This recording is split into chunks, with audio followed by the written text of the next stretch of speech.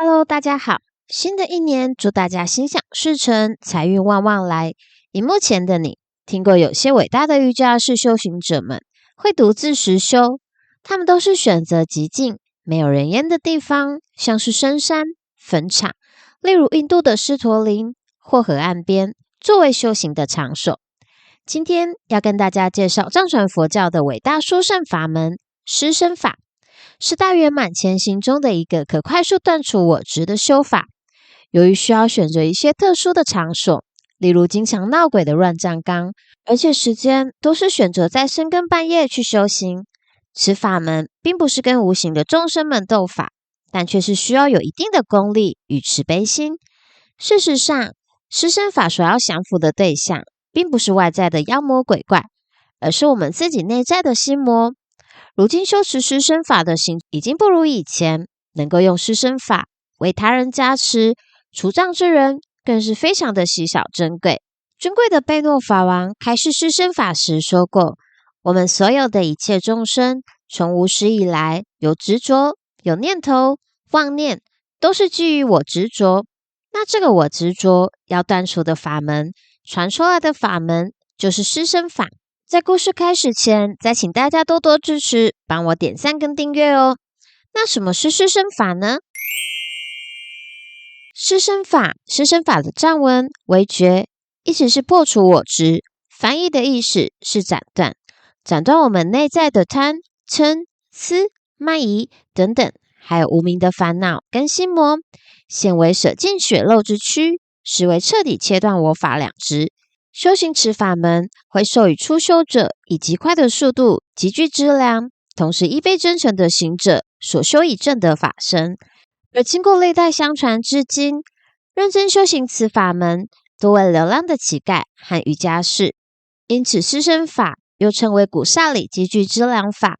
古刹里是梵语，指的是脱离世俗的瑜伽士或乞丐的意思。在很久以前，在西藏和印度有很多完全脱离世俗的瑜伽士，因为没有多余的物资来供施，所以靠观想供施自己的身体来累积资粮，所以也可以称为乞丐累积资粮法。不过施身法是藏传佛教中一个极为殊胜的法门，这是圣者帕当巴桑杰所创，并经由他的弟子施身法成就祖师玛吉拉尊佛母发扬光大。尊贵的玛吉拉尊佛母是西藏历史上少数以女性成就的大德，更是西藏密宗断尽施身大手印传承的创始人，是唯一由西藏传回印度的法门，更是藏传佛教八大成就法之一。尊贵的玛吉拉尊佛母出生于西元1049年，在西藏历史上是著名的密咒师，更是有传闻说她是伟大的莲花生大师的空行母，一喜错家的转世化身，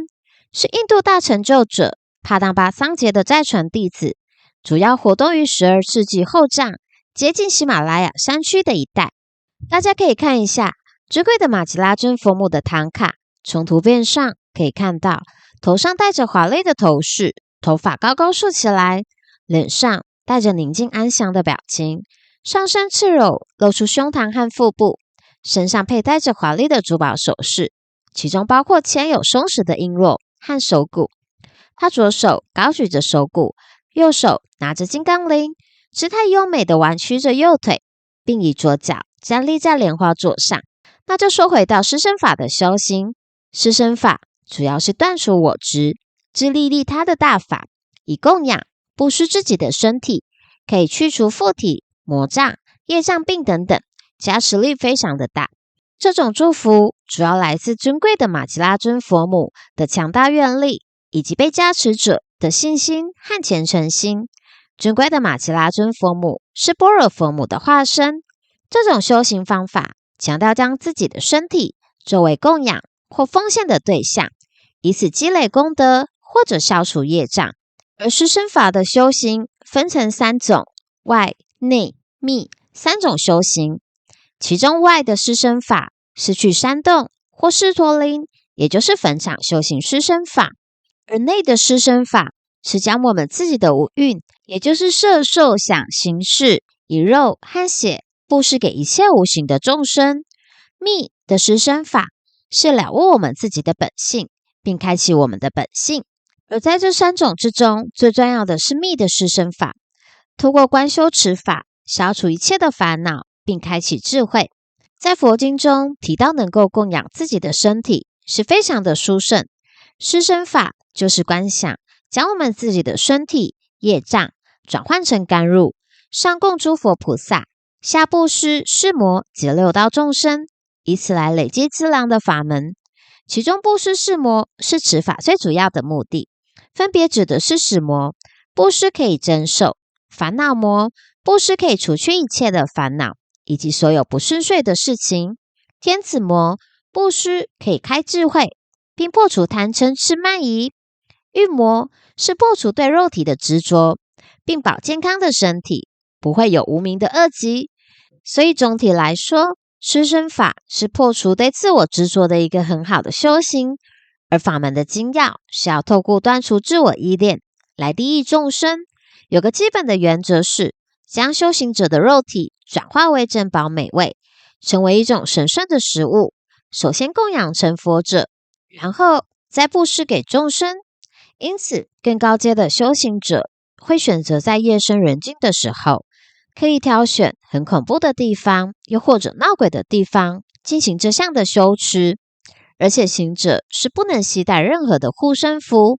在修法时，召唤非人，然后观想自己，把自己的身体切开，类似天葬那样，化为种种好东西，供养3宝、6道，特别是非人。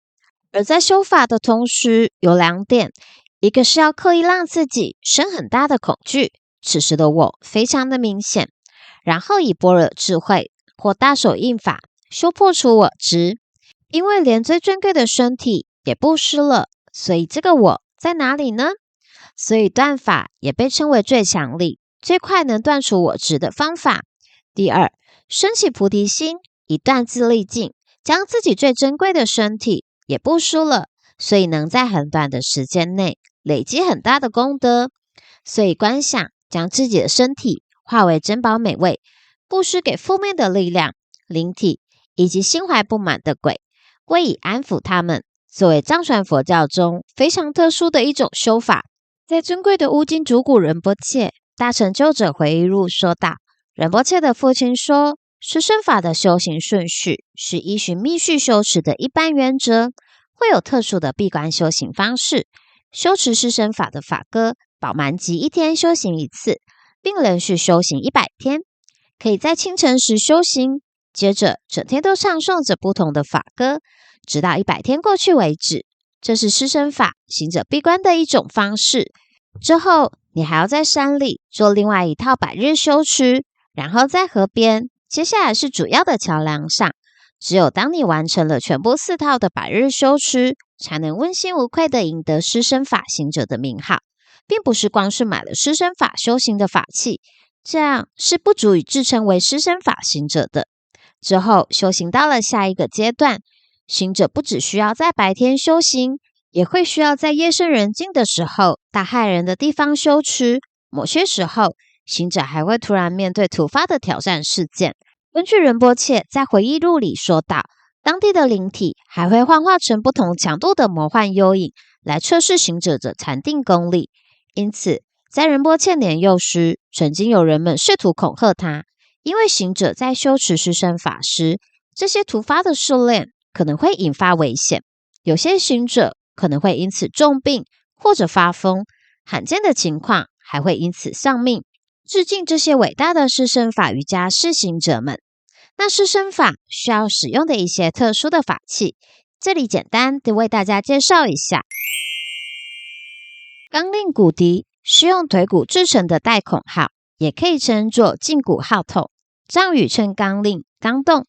在西藏博物馆的藏品介绍中有说到，胫骨号筒也称人骨法器，是西藏独特的宗教乐器之一，是施身法行者修行时常用的一种法器。据说它发出的声音可以取悦一切的怒相声，也能吓阻一切邪恶精灵的恶鬼。再来是达玛如骨，达玛如骨是由2个空心的沙漏状半圆组成，半圆的拱顶处连在一起的木质手骨，大家可以看一下照片上的法器。接下来是金刚铃和金刚杵。金刚铃和金刚杵是藏传佛教的法器之一。金刚杵属父，代表方便；金刚铃属母，代表智慧。方便与智慧两者不相离，故杵铃必成一对。在古代印度，墓地规模庞大，人们通常将亡者送至荒野，同时也带来一些祭品。这些伟大的瑜伽士修行者，由于物质的缺乏，于是灵活运用的就地取材现有的资源，只要能维持修行，都可以接受。因此，他们常以亡者的头盖骨、腿骨等作为法器，并以此为缘，透过这种方式，不仅提醒生命无常，也在修法中为亡者积累功德。某些密法的法器以人类骨骸制成，正是出于这种背景，自古以来有许多超脱世俗的修行者们，由于缺乏物质，于是这些瑜伽士修行者们通过观想方式供养自己的身体，以弥补物质上的缺乏。不过如今修持四身法的行者已经不如以前，能够用四身法为他人加持除障的人更是非常的稀少且珍贵。而四身法的仪轨要义，就是迎请所有一切的访客到来，请吃我的肉和血等等，代表的就是无所值得布施一切的意思，把我们自己的珍贵身体给前世积欠的这些妖魔邪祟的众生使用取走。朱贵的玛吉拉尊佛母四身法开示说的，揭露被你隐藏的错误，克服犹豫不决的毛病，一肩扛起你不敢做的事情，切断你的脚镣手铐，放弃执着，并待在闹鬼或者烦恼的地方，了解众生如虚空般的广大，然后在这闹鬼或者烦恼的地方寻找内心的佛陀。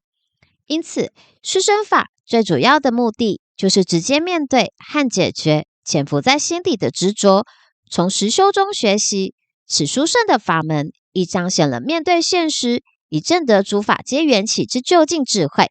而非只是满足于思想上的理解。虽然印度是佛法的发源地，但四身法却是唯一始至西藏、弘扬印度在内的邻近地方的佛法。致敬这些伟大的四身法瑜伽士行者们。那今天就说到这里，记得点赞订阅，才能收到新影片的通知哦。那我们就下期见喽！